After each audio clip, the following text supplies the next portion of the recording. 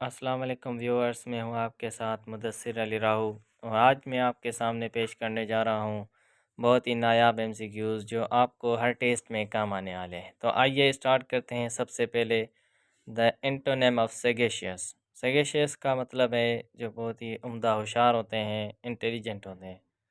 तो इसका सिनोनिम हम इजीली ही समझ सकते हैं उर्दू में, जिसकी माना मतलब कि इंटेलिजेंट होगा तो उसको हम इंग्लिश में फुलिश भी कह सकते हैं। तो सेगेशियस का जो एंटोनिम है वो डायरेक्टली इंडिकेट करता है फुलिश को। फुलिश मतलब कि बेवकूफ़।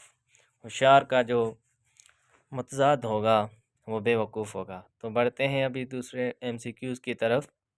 The synonym of disfigure. सबसे पहले ये जानना चाहिए कि डिसफिगर की माना क्या है। डिसफिगर मतलब किसी भी चीज़ को बिगाड़ना, किसी भी चीज़ को ख़राब करना। तो ये हम डायरेक्टली समझ सकते हैं कि इसका मतलब जो होगा वो डीफेस होगा। डिसफिगर, डीफेस मतलब किसी भी चीज़ को बिगाड़ना, उसकी सूरत ख़राब करना, उसको ख़राब करना। तो इसका जो करेक्ट आंसर है वो है सी, डीफेस। तो अभी हम बढ़ते हैं अगले एमसीक्यूज़ की तरफ। क्वेश्चन नंबर 3, जिसमें कह रहा है कि he lives dash a small income. तो इसमें हमें एप्रोप्रिएट या फिर जो है करेक्ट जो है प्रीपोजिशन का इस्तेमाल करना है। तो यहाँ पे हम देखेंगे कि करेक्ट प्रीपोजिशन कौन सा लग सकता है। He lives dash a small in, at, on और फ्रॉम। तो यहाँ पे जो है ऑन इस्तेमाल होगा। क्वेश्चन नंबर 3 का एमसीक्यू सी सही है। Option C is correct. He lives on a small income. तो ये जो है थोड़ी सी इनकम पे सरवाइव करता है या थोड़ी सी इनकम पे अपना गुजारा करता है। तो इसके लिए जो करेक्ट ऑप्शन है वो है सी, ऑन। तो चलते बढ़ते हैं अभी दूसरे एमसीक्यूज़ की तरफ। I am afraid dash lion. तो ये बहुत ही यूज़फुल सेंटेंस है। बहुत ही काफ़ी टेस्ट में ये अफ्रेड लफ्ज़ इस्तेमाल होता है। तो दोस्तों जहाँ पे भी अफ्रेड आप इस्तेमाल करेंगे वहाँ पे डायरेक्टली जो है आप जान सकते हैं कि यहाँ पे हम बी ऑप्शन का इस्तेमाल करेंगे, ऑफ। मतलब कि I am afraid of dog और I am afraid of dark या किसी भी चीज़ का मतलब अगर आपको अफ्रेड लफ्ज़, डर लफ्ज़ का आप किसी भी चीज़ को इंडिकेट करते हैं कि मुझे डर लग रहा है, तो वहाँ पे अफ्रेड के साथ आप ऑफ इस्तेमाल करेंगे। तो इसका करेक्ट ऑप्शन है ऑफ। तो चलिए बढ़ते हैं हम अब हमारे 5वें नंबर क्वेश्चन के तरफ। Temple trees is an official residency of. Temple trees एक ऐसी जगह है जहाँ पे किसी की ऑफिशियल रेजिडेंसी भी कहा जाता है। तो अभी जहाँ पे हमने 4 ऑप्शन दिए हुए हैं, king of Nepal, king of Bhutan. तो यहाँ पे जो इसका करेक्ट ऑप्शन है वो है king of Nepal. King of Nepal जहाँ पे रहते हैं उस जगह को टेम्पल ट्रीज़ कहा जाता है। टेम्पल ट्रीज़ यहाँ पे जो करेक्ट ऑप्शन है वो हमारा ए ऑप्शन है। Temple trees is an official residency of king of Nepals. तो अभी हम बढ़ते हैं अपने अगले एमसीक्यूज़ की तरफ। तो अब अगले एमसीक्यूज़ है जनरल नॉलेज का। Lotus is a symbol of. Lotus एक फूल है जिसको हम कमल कहते हैं।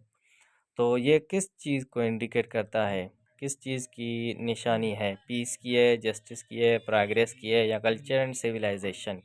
तो इसका करेक्ट ऑप्शन है ए, कल्चर एंड सिविलाइजेशन। कल्चर और सिविलाइजेशन को इंडिकेट करता है लोटस।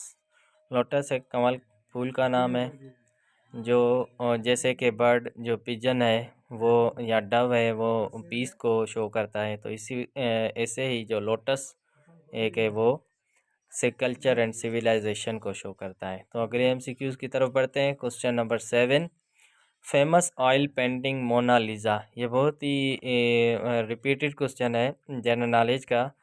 मोनालिसा की एक जो है, मोनालिसा जो एक पेंटिंग है वो किसकी बनाई हुई है, किसकी क्रिएशन है? तो इसका करेक्ट ऑप्शन जानते हैं हम। तो इसका करेक्ट ऑप्शन है B, Leonardo da Vinci. Leonardo da Vinci एक बहुत ही मशहूर सा ऑयल पेंटर था। जिसने मोनालिसा ये पेंटिंग बनाई थी। और ये बहुत ही फेमस ऑयल पेंटिंग है। दुनिया में बहुत ही जो है कि महंगी भी है, और जो है बहुत ही फेमस ऑयल पेंटिंग है, जिसका क्रिएटर है लियोनार्डो दा विंसी। अगले क्वेश्चन की तरफ बढ़ते हैं। Question number 8, dosimeter a device used to measure. जैसे हम थर्मामीटर यूज़ करते हैं अपने टेम्परेचर को या फिर माहौल के टेम्परेचर को मेयर करने के लिए, तो वैसे ही हम जानेंगे कि डोसीमीटर कौन सा डिवाइस है जो यूज़ होता है आपके न्यूक्लियर रेडिएशन फॉर सेफ्टी।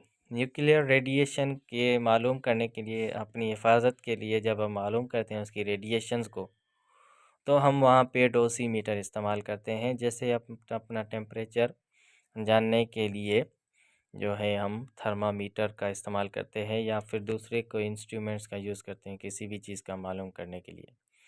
तो हम अगले क्वेश्चन की तरफ बढ़ते हैं। क्वेश्चन नंबर 9, वर्सेस इन होली कुरान। इस्लामिक स्टडीज़ का क्वेश्चन है। तो ये बहुत ही जानना ज़रूरी है कि कुरान शरीफ जो अल्लाह ताला की पाक कलाम है, किताब है, उसमें वर्सेस कितनी है, मतलब आयात कितनी है, तो वो उनकी तादाद है 114, मीन्स 114। तो टोटल कुरान शरीफ में जो वर्सेस हैं वो 114 हैं, और जो उनकी आयात हैं उनकी तादाद भी हम अगले वीडियोज़ में इंशाल्लाह हम जानेंगे। मुख्तसर से क्वेश्चंस, और बहुत ही जो है कि इम्पोर्टेंट क्वेश्चंस हैं ये। उसके अलावा अब अगला हमारा नेक्स्ट क्वेश्चन है, time period of Holi Quran revelation. Quran Sharif total कितने अरसे में नाजिल हुआ, ये हमारा आखिरी क्वेश्चन है। इस्लामिक स्टडी के हवाले से है। तो कुरान शरीफ का जो टोटल अरसा था वो हमारा रेविलेशन का था, वो 23 साल। वैसे तो 22 साल 6 महीना है 8 दिन है, लेकिन मोस्टली जो है ये अगर ईयर्स में आ जाए तो आप 23 साल भी टिक कर सकते हैं। जैसे कि ऐसा 1,25,000 नबी अम्बिया इकराम है, तो उसको हम 1.25 लाख कहते हैं। तो इसी वजह से यहाँ इसको भी 23 साल का कह सकते हैं। Thank you viewers. थैंक